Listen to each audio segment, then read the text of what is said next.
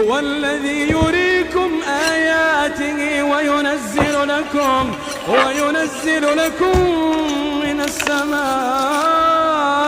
رزقا وما يتذكر إلا من ينيب فادعوا الله مخلصين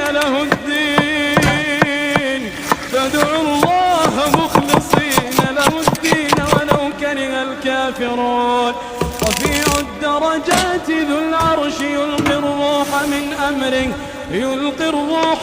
أمره على من يشاء من عباده لينذر يوم التلاق يوم هم